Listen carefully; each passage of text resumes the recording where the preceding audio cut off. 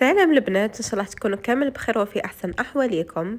خدمت هاد الكعكات اللي راكم تشوفوا فيهم لوحده قريبتي للنفاس نتاعها، وحبيت نشارك معكم الطريقه لانه درت فيهم طريقه مختلفه نتاع الكعكات بعجينه تجي هشه تذوب في الفم، ولا فاخس درتها بطريقه تبقى طريه ومعسله لمده طويله. تبعوا معايا الطريقه. اولا راح نحضروا العجينه اللي فيها 300 غرام نتاع فرينه. كما راكم تشوفوا الفرينه غربلتها، نغربلوها بهذه الطريقه. طبعا الكميه اللي درتها هي كميه صغيره، وهنايا درت لافاني حتى هي غربلتها، ودرت 40 غرام نتاع سكر ناعم وقرصان تاع ملح. خلط المكونات الجافه جيدا مع بعضهم بهذه الطريقه، ومن بعد جبت لي دام المتكون من 150 غرام مزيج ما بين سمن ومارغرين اللي كانوا ماخدين درجة حرارة الغرفة. كما راكم تلاحظوا خلط جيدا لدم مع الفرينة. بسست الفرينة مليح بيديا بهذه الطريقة، ومن بعد راح نلم بماء الزهر. وانا هنا نستعمل ماء الزهر تاع بن عروس. يعجبني بزاف الريحه تاعو قويه وثابته، يعني تبقى الريحه في الحلويات نتاعكم.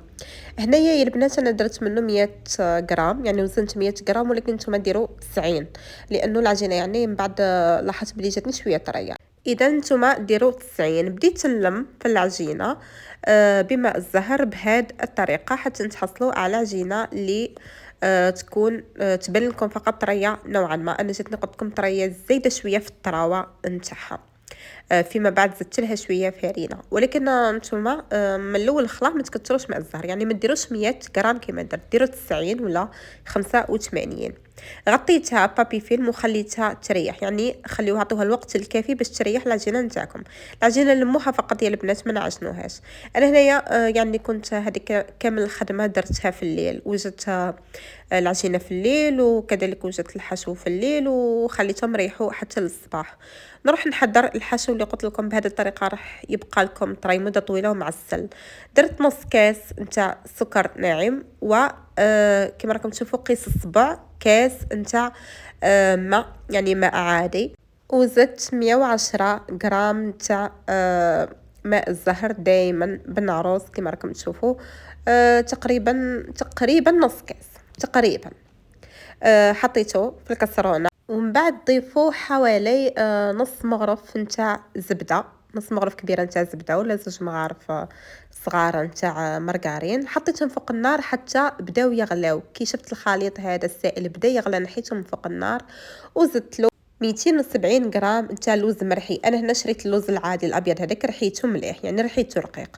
اذا يعني حبيتوا تخدموا مباشره باللوز مرحي اخدموا. رجعتها فوق النار وخلطت مليح هذاك اللوز حتى نشفته مليح من الماء هذاك اللي فيه، يعني تحسوه تلم نشف مليح من الماء. نحيته من فوق النار وزدت له مغرف صغيره نتاع لافاني، فرغته في وعاء بهذا الشكل، وزدت له نص صفار نتاع بيضه. معناها حكمت صفار خفقته تاع بيضه، وخفقت هذاك الصفار دوك تشوفوا الطريقه. ومن بعد حطيت نص الكميه فقط، يعني ما فرغتش هذاك الصفار كامل، نص الكميه فقط. ومن بعد نخلط مليح ندخل مليح هذاك الصفار في الخليط نتاع اللوز بهذه الطريقه.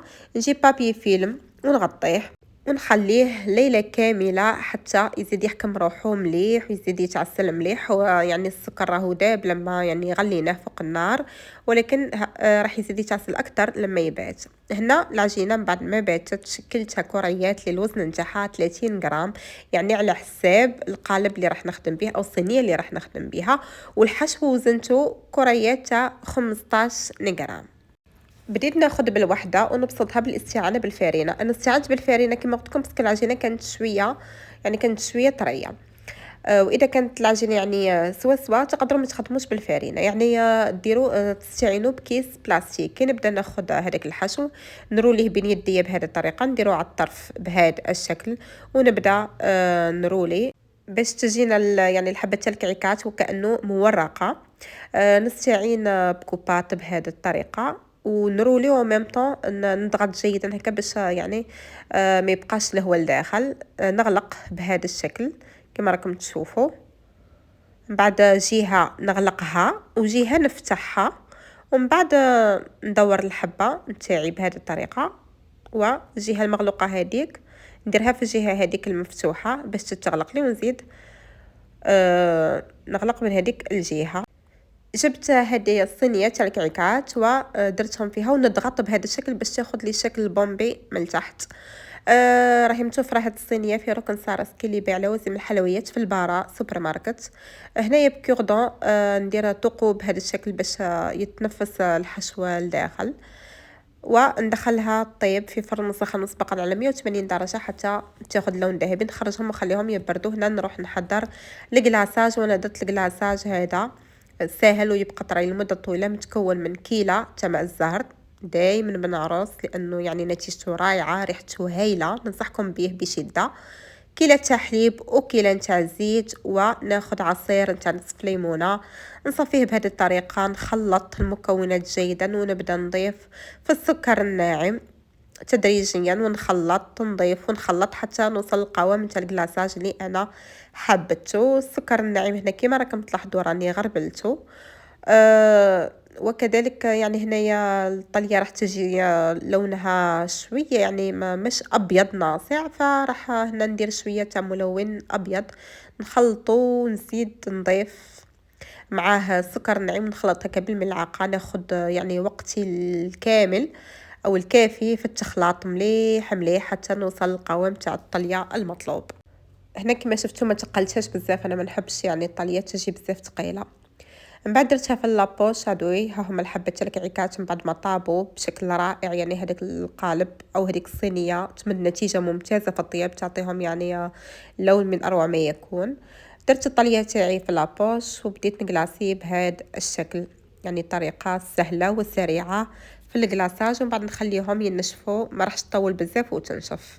في التزيين كانوا عندي ديجا دي موتيف هكا دوغي تاع لي بيبي مخبيين من قبل، وكانوا عندي بعض القوالب وسي تاع عجينة السكر، قلت نزين كذلك بعجينة السكر. وهنا اخترت عجينة السكر نتاع بن عروس اللي سبق وهدرت لكم عليها، قلت لكم خصوصا اصحاب يعني المشاريع واللي يخدموا الكيك ديزاين ننصحكم بها. راهي يعني هاد العجينة سبيسيال نتاع اصحاب الكيك ديزاين. اخترت انا اللون الازرق، نعجنها شويه بهذه الطريقه بيدي يعني حتى تولي مطاطيه.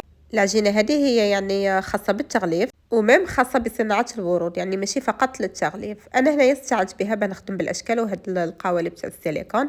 الكميه تاع الحلوى اللي عندي يعني ماهيش كبيره بزاف، ولهذا راح نخدم شويه فقط نتاع الاشكال. كاين خدمت مطولة بالمول تاع السيليكون اشكال واجده، وكاين عندي هذوك الطوابع. زدت جبت عجينة السكر وزدت بسطتها بالاستعانة بالنشا بهذه الطريقة. وعندي كما قلت لكم هذوك الطوابع راح نطبع بهم الكمية المتبقية اللي نحتاجها. اذا هنايا درت هذا الشكل تاع البيبرون، وكاين اشكال اخرى دوك نكمل نديرها ونوريها لكم. لاحظوا طبعت كذلك هذا الشكل. هنا بعد ما نشفت الطليه كنت درت لها ناكري بلون دوري وزينت باللي موتيف اللي قلت لكم عليهم، هادو لي موتيف في اللون الذهبي.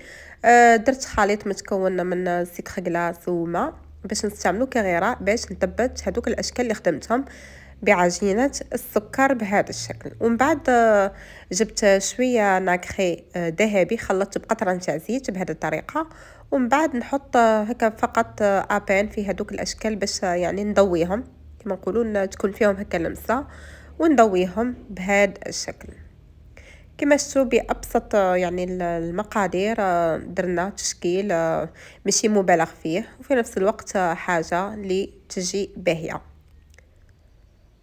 اذا نكملهم كامل وهذه هي النتيجه اللي نتحصلوا عليها. جاو يعني هايلين من اروع ما يكون. ريحه ماء الزهر ما شاء الله يعني بقات كما راها في الطليه وما في الحلوى، والحلوى جات هشه وتذوب في الفم. وهذا هو الفيديو نتاعنا، نلتقي في فيديو لاحق.